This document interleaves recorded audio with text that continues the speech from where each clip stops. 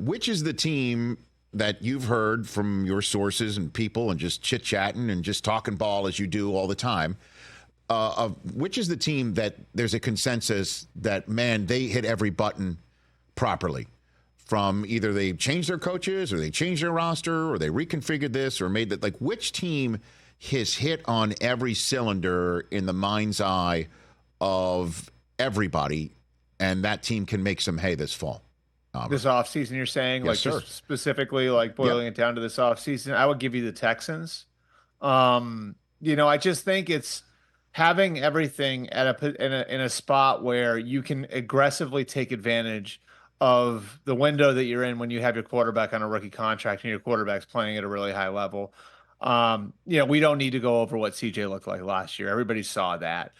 I just look at some of the moves they've made, both internally and externally, that really set them up. Signing Nico Collins long term, like now CJ Stroud knows he's got Nico with him and Tank Dell with him for the next few years. And then you go outside the organization and you see some of the things that they were able to do. Like the ability to go in and say, okay, we're going to bring in a Stephon Diggs, a guy who's had experience being a number one guy, right? And we're going to go in and we're going to bring in a Danielle Hunter as we lose Jonathan Grenard. And Jonathan Grenard was a really good player, but Danielle Hunter's been a number one. And I think there was a subtlety to that a lot of football people noticed, right? Which is you're bringing in guys who have experience being the guy. Even Joe Mixon, coming from Cincinnati.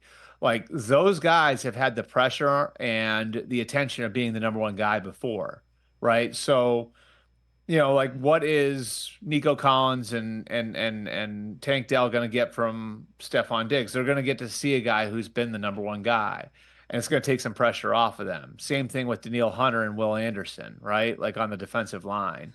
And so, I just think the Texans have sort of set themselves up where they're able to take advantage of the next 2 to 3 years. And obviously the realities change as you pay your quarterback and everything else, but they're in that window, where for the next 2 or 3 years, they're going to be able to build really aggressively. And they took full advantage of being in that window in the way they handled the offseason. Catch the Rich Eisen Show every single day on the Roku channel, 12 to 3 Eastern, for free.